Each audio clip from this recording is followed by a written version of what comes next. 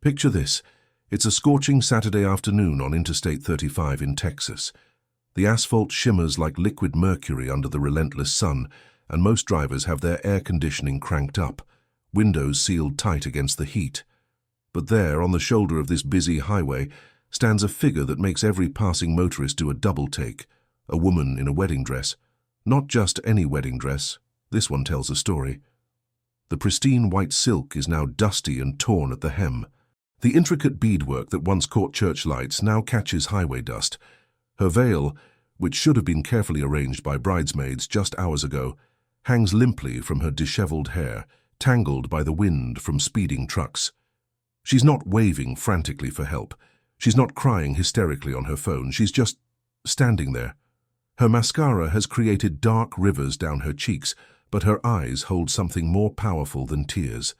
They hold determination. Car after car speeds past. A red pickup truck slows down, the driver craning his neck to stare but then accelerates away, as if afraid to get involved. A soccer mom in an SUV actually pulls out her phone, probably to record a video for social media rather than to help. A group of teenagers in a convertible honks and whoops as they pass, treating her like some kind of roadside entertainment. But then comes a faded blue Ford pickup, probably 20 years old, with paint peeling on the hood and a dent in the passenger door. It's the kind of truck that belongs to a working man, someone who earns his living with his hands. The truck slows down, not to gawk, but with genuine concern. The driver is Jake Martinez, a 34-year-old construction foreman heading home after a long week of work. His hands are still dirty from the job site, his flannel shirt has seen better days, and he's got exactly $47 in his wallet until payday. By all appearances, he's just an ordinary guy living an ordinary life. But sometimes, ordinary people do extraordinary things. Jake pulls over, his worn boots crunching on the gravel as he steps out. He doesn't immediately approach. He can see she's been through something traumatic.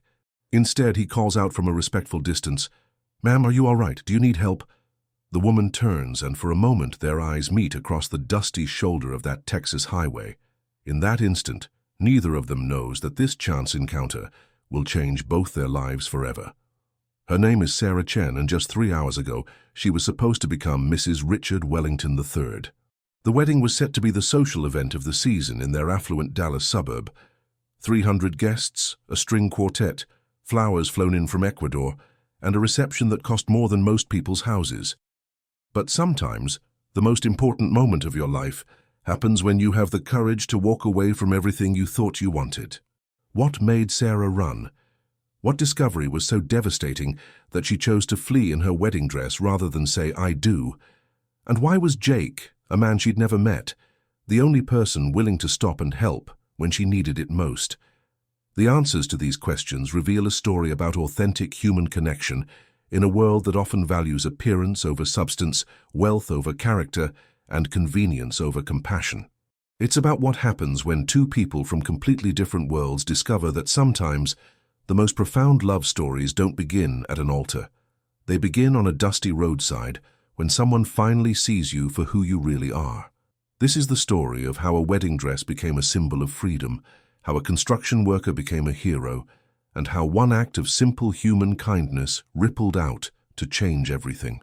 So buckle up, because what you're about to hear will challenge everything you think you know about love, class, and what it means to truly see another person. And I guarantee you'll never look at a roadside encounter the same way again. Sarah looks at Jake for a long moment, studying his face. There's something in his eyes, not pity, not judgment, just genuine human concern. It's been so long since someone looked at her that way. She starts, then stops. Her voice is hoarse from crying. "I don't even know where to begin." Jake notices she's shivering despite the heat. Shock, he realizes. He's seen it before on construction sites when someone gets hurt. Without saying a word, he goes back to his truck and returns with a faded denim jacket. "Here," he says, holding it out. "You're in shock, this'll help." Sarah takes the jacket with trembling hands. It smells like honest work, sawdust, coffee, and something indefinably masculine and safe. She wraps it around her shoulders, and for the first time in hours she feels a little bit protected. "Thank you," she whispers. Then, looking up at him, Everyone else just drove by. Jake's jaw tightens slightly. People don't like to get involved these days. Easier to pretend they didn't see anything. He pauses, then adds gently, "But you're not nothing to pretend not to see." Those words hit Sarah like a physical blow, but in a good way. When was the last time someone had seen her, really seen her, as a person worth stopping for? "I'm Jake," he says simply. "Sarah." She pulls his jacket tighter around herself. "And I just made the biggest mistake of my life. Or maybe I just avoided making it." Jake doesn't push for details. Instead, he looks up and down the highway. This isn't a safe place to figure that out. There's a diner about 5 miles up the road. Maggie's place. Good coffee, quiet booths. "You hungry?" Sarah realizes she hasn't eaten since yesterday. The pre-wedding nerves, the morning chaos, the discovery that changed everything. Food had been the last thing on her mind. "I don't have any money with me," she admits, embarrassed. "My purse is back at the church and She gestures helplessly at her dress. "My treat," Jake says without hesitation. "Come on." As they walk toward his truck, Sarah catches a glimpse of herself in the side mirror. She looks like she's been through a tornado. Her perfectly styled hair is a mess, her makeup is streaked down her face, and there are grass stains on her dress from where she sat on the curb waiting for... What? She hadn't even known what she was waiting for. Jake opens the passenger door for her, and she carefully arranges her dress as she climbs in. The truck's interior is clean but worn. Duct tape on the seat covers, a thermos of coffee in the cup holder, work gloves on the dashboard. It's so different from Richard's pristine BMW, where she'd always felt like she might contaminate something just by breathing. As Jake starts the engine, country music comes on low. He reaches to change it, but Sarah stops him. "It's okay," she says. "I like it." This surprises him. She doesn't look like the country music type. But then again, she doesn't look like the type to run away from her own wedding either. And here they are. The diner Jake mentioned turns out to be exactly what Sarah needed. A place where nobody would recognize her, where she could disappear into a corner booth and try to make sense of what had just happened to her life. Maggie herself, a woman in her 60s with kind eyes and flour-dusted hands, takes one look at Sarah and doesn't ask any questions. She just brings over a pot of coffee and says, "Honey, you look like you could use some of my famous apple pie. On the house." Sarah almost breaks down again at this simple kindness from a stranger. She nods gratefully, not trusting her voice. Jake orders coffee for himself and waits. He has a feeling Sarah needs to talk, but he's learned from years of managing construction crews that sometimes the best thing you can do is just wait. Create a safe space and let people find their own words. Finally, after a few sips of coffee and a bite of the incredible apple pie, Sarah begins to speak. 3 hours ago, I was standing in the bridal suite of St. Matthew's Episcopal Church, looking at myself in a mirror that cost more than most people's cars. My wedding dress cost $18,000. $18,000. Can you believe that?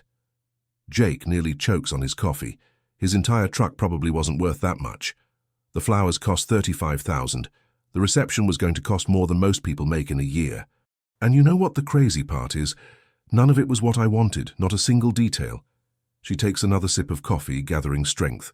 Richard, my fiancé, Richard Wellington III, like he's royalty or something, he planned everything. Well, his mother did. I was just supposed to show up and look pretty and say yes when the preacher asked if I wanted to spend the rest of my life being the perfect accessory to Richard's perfect life. Jake can hear the bitterness creeping into her voice, but underneath it there's something else. Relief, maybe. I met Richard 2 years ago at a charity gala. I was there representing the non-profit where I worked. We helped kids in the foster system find permanent homes. Richard was there because his mother dragged him, said it was good for the family image. She laughs, but there's no humor in it. He was charming, you know? Handsome, successful, everything any woman is supposed to want. And at first I thought I was lucky. This wealthy, powerful man chose me, little Sarah Chen from Austin, whose parents run a small restaurant and who grew up sharing a bedroom with her sister. Jake is starting to get a picture of who Sarah really is, and it's not matching up with the woman in the expensive wedding dress. Richard liked that I was different from the women in his social circle. He said I was refreshingly authentic, like I was some kind of exotic pet. Her voice hardens. But the longer we were together, the more he tried to change everything about me that made me different in the first place. She tells Jake about how Richard convinced her to quit her job at the non-profit. "You don't need to work," he'd said. "I can take care of you." But what he really meant was that it was embarrassing for his fiancée to work with poor kids when she could be planning charity luncheons with the other wealthy wives. She tells him about how Richard's mother, Patricia Wellington, took over her entire life. The clothes she should wear, the hair salon she should go to, the friends she should associate with. Sarah's old friends from college gradually stopped calling when it became clear that Sarah was moving in different circles now. "I started losing myself," Sarah says quietly, "piece by piece, until I looked in the mirror this morning and didn't recognize the person staring back at me. But that wasn't what made her run. What made her run was what she overheard 30 minutes before she was supposed to walk down the aisle. Sarah had been in the bride's room, trying to calm her nerves, when she realized she'd left her phone in Richard's groomsmen quarters. She needed to call her parents, who were running late from Austin, to make sure they'd found parking. As she approached Richard's door, she heard voices inside, Richard's voice, and his best man, Trevor. "I still can't believe you're actually going through with this," Trevor was saying. "What do you mean?" Richard replied. "Come on, man, Sarah. Really? I mean, she's pretty enough, but she's not exactly our kind of people, you know." Sarah's blood went cold, but she couldn't make herself walk away. "Look," Richard said, and Sarah could hear him adjusting his tie in the mirror. "Sarah's perfect for what I need right now. She's grateful, she's malleable, and she makes me look good to the board. Like I'm a man of the people, you know, marrying the sweet little non-profit girl instead of another trust fund princess." "But long-term," Trevor pressed. Richard laughed, actually laughed. "Trevor, my man, you're thinking too small. This is just phase 1. I marry Sarah, establish myself as a serious, grounded family man, get the promotion I'm after. Then in a few years, when I'm running the company, we'll have some irreconcilable differences. I'll be generous in the divorce and make sure she's taken care of. Then I'll be free to marry someone more appropriate to my status." "You've got it all figured out, don't you?" "Always do. Sarah doesn't even suspect. She actually thinks I love her." They both laughed at that. Actually laughed at the idea that Sarah might believe Richard loved her. Sarah tells Jake this part of the story in a voice so quiet he has to lean across the table to hear her. When she finishes, there are tears in her eyes again, but they're different tears now. Not tears of devastation, but tears of rage. 2 years, she says. 2 years of my life, and I was nothing more than a business strategy to him. Jake feels a fury building in his chest that surprises him with its intensity. He's never met Richard Wellington III, but he already knows he'd like to have a conversation with him, the kind of conversation that might involve Jake's fists and Richard's face. "What did you do?" Jake asks, though he suspects he knows. "I stood there for about 30 seconds listening to them laugh about what a fool I was. And then I realized I didn't have to be a fool. I had a choice." Sarah had walked back to the bridal suite, looked at herself one more time in that expensive mirror, and made the most important decision of her life. She climbed out the window. The window? Jake can't help but smile a little at that. "Second floor, but there was a trellis.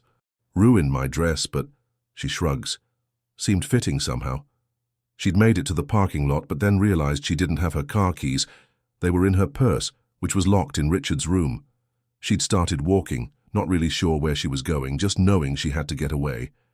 "I walked for about an hour before I got to the highway, and then I just stood there. I think part of me was hoping someone would stop, and part of me was hoping no one would, so I could just disappear entirely. But I stopped," Jake says. "But you stopped," Sarah agrees, looking at him with something approaching wonder. "Why? You don't even know me. For all you knew, I could be crazy."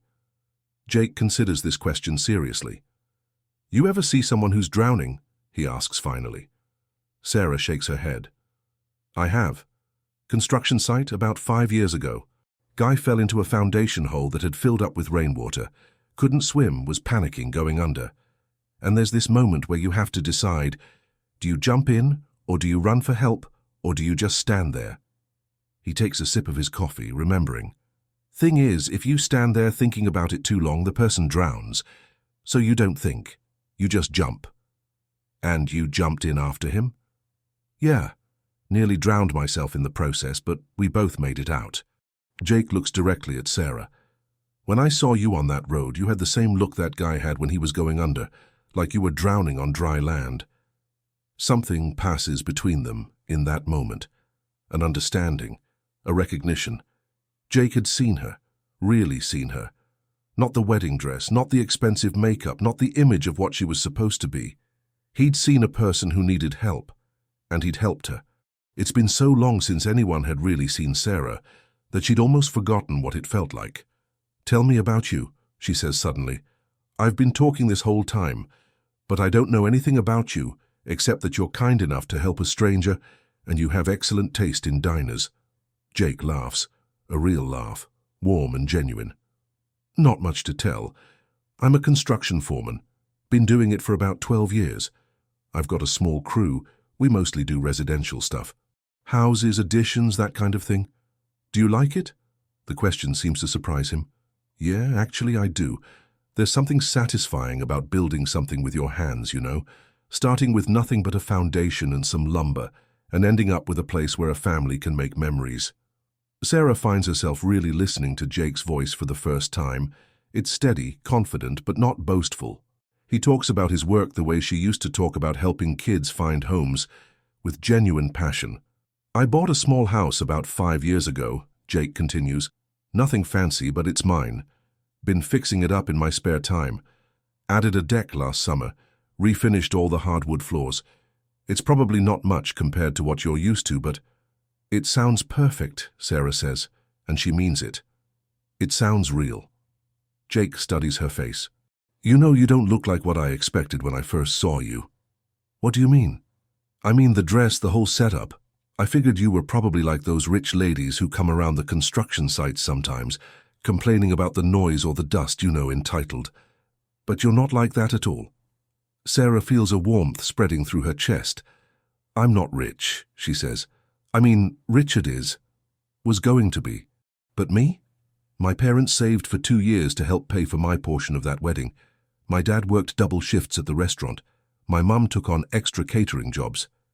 Her face falls as she realizes something. "Oh God, they're probably at the church right now wondering where I am. They traveled 5 hours to get there and I just disappeared." Jake sees the panic starting to build in her eyes again. "Hey," he says gently. "It's okay. We can call them, explain what happened." "How do I explain this? How do I tell my parents that their daughter was so stupid she almost married a man who saw her as nothing more than a business transaction?" "You tell them that their daughter was smart enough to figure it out before it was too late," Jake says firmly. "You tell them that their daughter had the courage to walk away from a lie, even when it would have been easier to just go through with it." Sarah looks at him with wonder. How is it that this man she just met can see her more clearly than people who've known her for years? "Can I ask you something?" Sarah says. "Shoot. Have you ever been married?" Jake's expression changes slightly, becomes more guarded. "Yeah, was married. Divorced about 3 years ago." "What happened, if you don't mind me asking?" Jake is quiet for a long moment, stirring his coffee. Finally he speaks. "Her name was Lisa. We met in high school, got married when we were 22. I thought we wanted the same things, a simple life, maybe some kids eventually, just being happy together." He pauses, and Sarah can see this is hard for him to talk about. "But as I started doing better in construction, making more money, Lisa started wanting different things. Bigger house, fancier car, vacations we couldn't afford. She got a job at a marketing firm downtown, started hanging around with people who made a lot more money than we did." Sarah feels a chill of recognition. "She started being embarrassed by me, by my job, my truck, my friends, said I was holding her back from the life she deserved." Jake's voice is steady, but Sarah can hear the pain underneath. "One day I came home and she was gone. Left a note saying she'd found someone who could give her the life she wanted." "I'm sorry," Sarah says, and she means it. "Yeah, well, it hurt like hell at the time. But looking back, maybe it was for the best. I'd rather be alone than be with someone who's ashamed of who I am." Sarah reaches across the table and touches Jake's hand. It's rough from years of manual labor, with small scars and calluses that speak of honest work. It's the most real thing she's touched in months. She was an idiot, Sarah says quietly. Jake looks up, surprised by the vehemence in her voice. She was an idiot, Sarah repeats. You're a good man, Jake. You stopped for a stranger on the highway. You bought her dinner. You listened to her story without judgment. You made her feel human again when she felt like she was disappearing. Any woman who can't see that doesn't deserve you.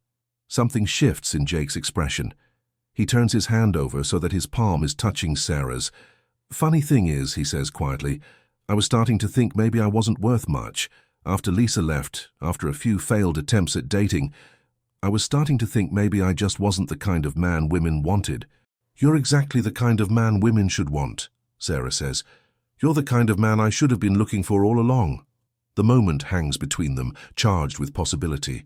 Two people who've been hurt, who've been made to feel less than they are, recognizing something valuable in each other. Jake's phone buzzes, breaking the spell. He glances at it and frowns. Sorry, it's my mom. She worries when I don't check in after work. He answers the call. Hey, Mom. Yeah, I'm fine. Just having dinner. No, Mom, I'm not alone. He glances at Sarah and she can't help but smile. A man who checks in with his mother. When was the last time Richard had even mentioned his mother, except to complain about her interference? I'll be home later, okay? Don't wait up. Love you too. He hangs up and looks embarrassed. Sorry about that. Don't apologize. It's sweet. You're close with your family. Yeah. My mom raised me and my sister by herself after my dad died when I was 15. She worked 3 jobs to keep us in school. I try to check on her, help out when I can. Another piece of the puzzle clicks into place for Sarah. This is a man who understands loyalty, sacrifice, taking care of the people you love. What about your family? Jake asks. Are they still at the church? Sarah's stomach drops as reality crashes back in. Her parents, her sister, probably standing around in their best clothes wondering where she is. The embarrassment they must be feeling, the questions they can't answer. I need to call them, she says, panic rising in her voice again. Hey, Jake says, his voice calm and steady. It's going to be okay. Here, use my phone. Sarah dials her father's number with shaking fingers. He answers on the first ring. Dad? Sarah, where are you? Everyone's been looking for you. Richard is going crazy. He's called the police. He thinks you've been kidnapped or... Dad, I'm okay. I'm safe. But I need you to listen to me, okay? She tells her father everything. About what she overheard, about why she ran, about Jake stopping to help her. Her father is quiet for a long time after she finishes. Baby girl, he says finally, his voice thick with emotion. I'm so sorry. Dad, no, you don't have to. Yes, I do. Your mother and I, we were so impressed by Richard's money, his family name.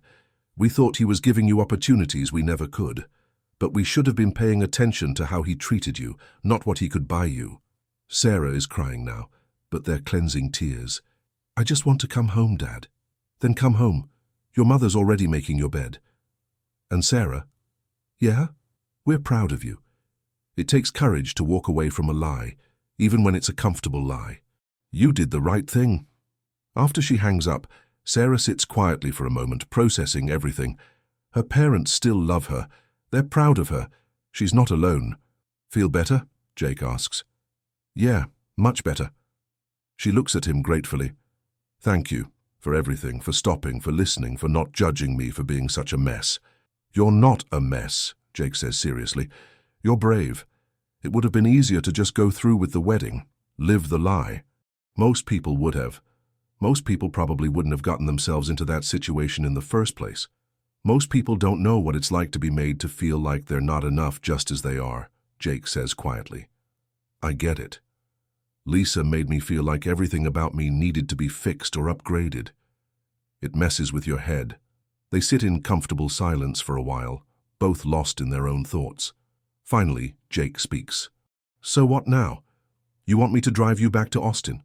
Sarah considers this. Austin, her childhood bedroom, starting over from scratch. It seems both terrifying and liberating. Actually, she says slowly, there's something I need to do first. 30 minutes later, Jake's truck is pulling into the parking lot of St. Matthew's Episcopal Church.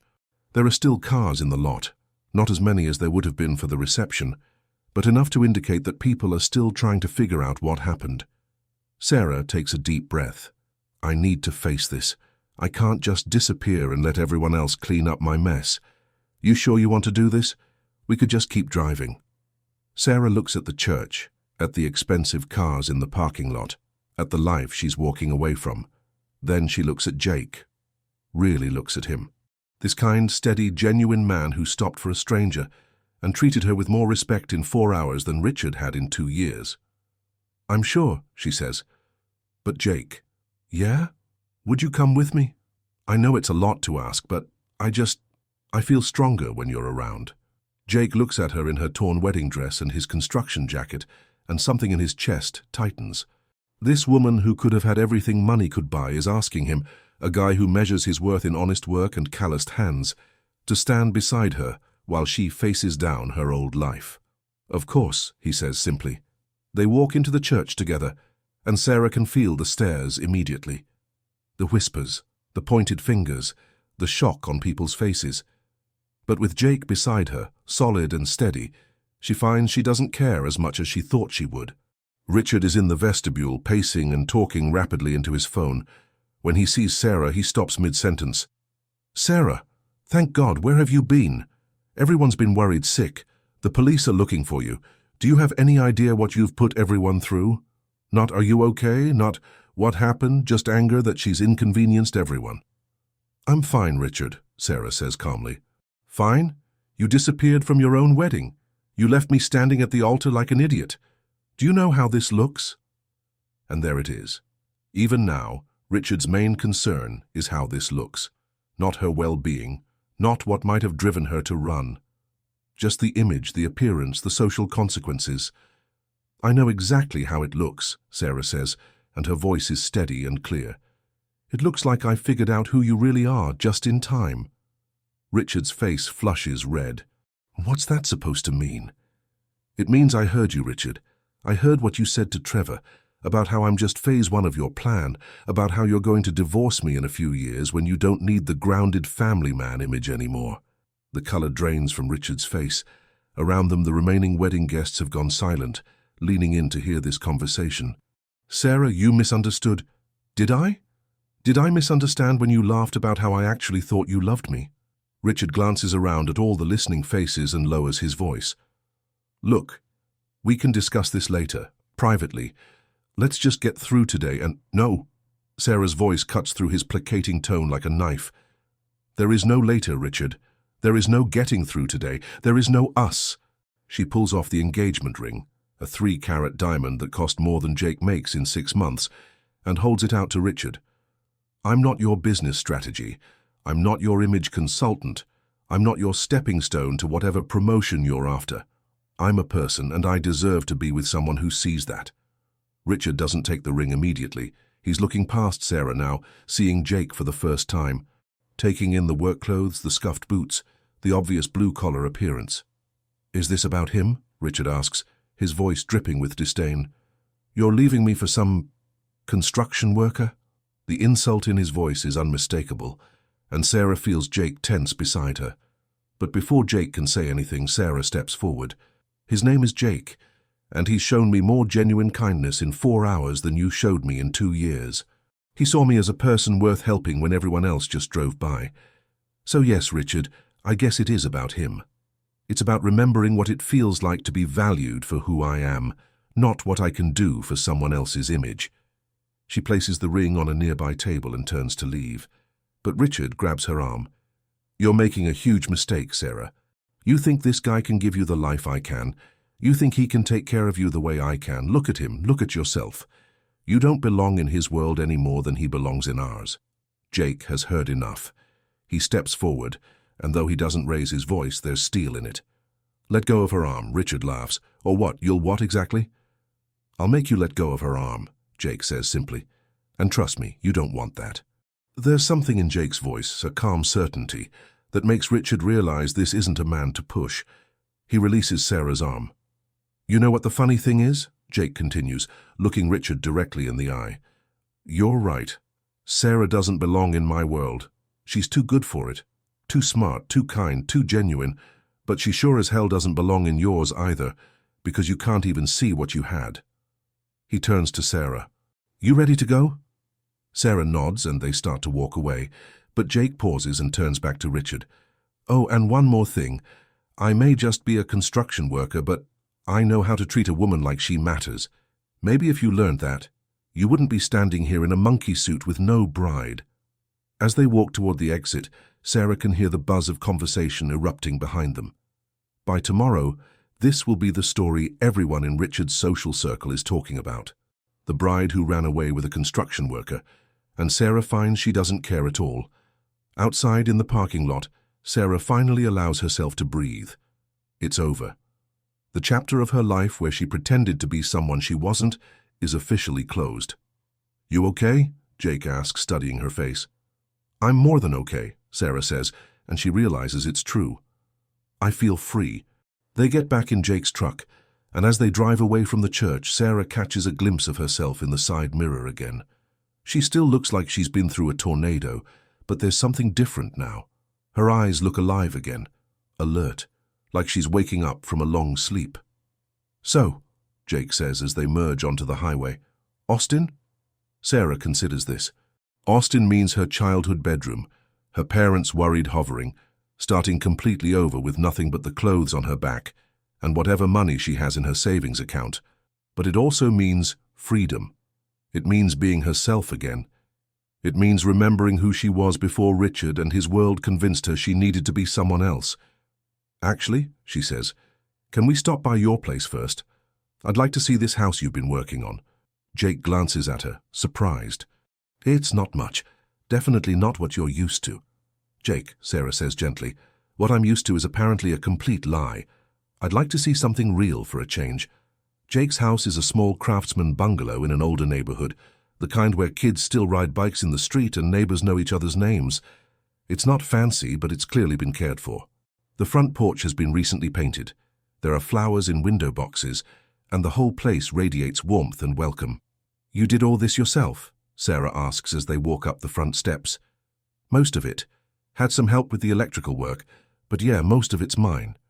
Inside, the house is even more impressive. Jake has clearly put thought and love into every detail. The hardwood floors gleam. The built-in bookshelves are filled with well-worn paperbacks, and the kitchen, while small, has been updated with beautiful craftsmanship. Jake, this is incredible, Sarah says, running her hand along a handmade wooden counter. You built this? The counters, yeah, and the cabinets took me about 6 months of weekends, but I wanted them to be just right. Sarah looks around the kitchen, trying to imagine the hours of careful work that went into every joint, every finish. This is what love looks like, she realizes. Not expensive gifts or grand gestures, but patient, careful attention to detail. Building something beautiful that will last. Can I ask you something? Sarah says. Sure. When you were married to Lisa, did she ever appreciate this? The work you put into making a home. Jake's face darkens slightly. She said it was a waste of time. Said I should just hire someone to do it right instead of playing around with amateur carpentry. Sarah feels a flash of anger on Jake's behalf. How could anyone not see the love and skill in what he'd created? She was wrong, Sarah says firmly. This is beautiful. This is what a home should feel like. She realizes she's never felt at home in Richard's pristine downtown condo, with its white leather furniture and abstract art chosen by an interior designer. It was like living in a magazine, beautiful but cold, impressive but soulless. Thank you, Jake says quietly. That means more than you know. They stand in his kitchen for a moment, and Sarah becomes aware of how close they're standing. She can smell sawdust and coffee on his clothes, can see the small scar on his chin that she hadn't noticed before. There's something happening between them, something that feels inevitable and terrifying and wonderful all at once. Sarah, Jake says, his voice low. Yeah? I know this is crazy. I know we just met and you just got out of all that. But I need you to know something. What? In the 4 hours I've known you, you've been more real with me than some people I've known for years. And when I look at you, I don't see someone who needs to be fixed or changed or upgraded. I see someone who's exactly right just as she is. Sarah feels her breath catch. When was the last time someone looked at her and saw enough? Not potential, not a project, not a stepping stone to something else, but enough, just as she is. "Jake," she whispers. He steps closer, and she doesn't step back. His hands come up to frame her face, thumbs brushing away tears she didn't even realize were falling. "I know it's too soon," he says. "I know you need time to figure out what comes next. But Sarah, I want you to know that whatever happens, today changed me too. Meeting you, seeing your courage, your strength, it reminded me what it feels like to hope for something real." And then he's kissing her, soft and gentle, and nothing like the demanding, possessive way Richard used to kiss her. This kiss feels like a question, not a demand, like an invitation, not a conquest. When they break apart, Sarah is crying again, but these are different tears. These are tears of relief, of recognition, of coming home to herself. "I need to tell you something," she says. "Okay. I don't know what happens next. I don't know where I'm going to live or what I'm going to do for work or how I'm going to rebuild my entire life. But Jake, for the first time in 2 years, I'm excited to find out, because I get to do it as myself." Jake smiles, and it transforms his entire face. "Well, for what it's worth, I think yourself is pretty amazing." They spend the next hour talking, really talking. Sarah tells Jake about her work with foster kids, how much she loved helping children find families. Jake tells her about his dream of maybe starting his own construction company someday, building affordable homes for working families. As the sun starts to set, painting Jake's living room in warm golden light, Sarah makes a decision. "I want to stay," she says suddenly. "Stay where?" "Here, in Dallas. I mean, not here." She gestures around his house, blushing. "But in Dallas. I could get my job back at the non-profit or find something similar. Start over, but in a place where I've learned who I don't want to be." Jake's face lights up. "Yeah? Yeah, I mean, if that's okay with you. I know we just met, and I don't want to assume anything, but—" "Sarah," Jake interrupts gently, "I would love nothing more than to get to know you better, the real you, to see where this goes when you're not running from a lie." And so that's what they do. Sarah calls her parents, explains the change in plans. They're worried, of course, but they can hear something in her voice that's been missing for a long time. Joy. Jake drives Sarah to a nearby hotel for the night, insisting on paying despite her protests. "You can pay me back when you get back on your feet," he says. "Consider it an investment in your new life." As he walks her to her room, Sarah suddenly laughs. "What?" Jake asks. "I just realized I'm still wearing your jacket." She starts to take it off, but Jake stops her. "Keep it for now," he says. "You'll need it tomorrow when we go apartment hunting." Well, you'll need someone who knows the city, and I happen to have the day off." Sarah looks at this man who stopped for a stranger, who listened without judgment, who saw her value when she'd forgotten it herself, a man who builds homes with his hands and treats his mother with respect and makes her feel like she's worth stopping for. "Jake? Yeah? Thank you. For everything. For stopping. For listening. For helping me remember who I am." "Thank you for running," Jake says, and there's something in his voice that makes her look up at him. "What do you mean?" "I mean, if you hadn't run, if you'd gone through with that wedding, I never would have met you. And meeting you, Sarah, it's changed everything for me too." 6 months later, Sarah is sitting in Jake's kitchen, their kitchen now, grading papers from her new job at a local elementary school where she works with at-risk kids. Jake is at the table across from her, reviewing blueprints for a house his new construction company is building. His business is doing well. It turns out that word travels fast in construction circles when you're honest, skilled, and treat people fairly. Sarah's steady income from teaching has helped them both feel more secure as they build their life together. They've been taking things slowly, getting to know each other without the drama and pressure of that first day. But every day, Sarah wakes up grateful for the choice she made, for the courage she found to walk away from a beautiful lie and toward an imperfect but genuine truth. "Hey," Jake says, looking up from his blueprints. "I've got something to show you." He pulls out another set of plans, smaller, more detailed. "What's this?" "Plans for the addition. 2 more bedrooms if we want them someday. You know, for kids." Sarah's heart skips a beat. They've talked about the future in general terms, But this is the first time Jake has mentioned anything this specific. Kids, she says softly. Well, yeah. I mean, if you want them. Someday. When we're ready. Jake looks suddenly uncertain. I know it's early to be talking about this, but Sarah reaches across the table and takes his hand. I want them, she says. Someday. When we're ready. I want to build something real with you, Jake. A family. A life. Something that matters. Jake brings her hand to his lips and kisses her knuckles. I love you, he says simply. I love you too. And the beautiful thing is, they both mean it. Not the desperate, grasping love that comes from fear of being alone. Not the conditional love that depends on being someone you're not, but the steady, building love that comes from truly seeing and valuing another person. Sarah still sometimes thinks about that day on the highway, about the woman in the torn wedding dress who was drowning on dry land. That woman feels like a stranger to her now, not because she's become someone different, but because she's become herself again.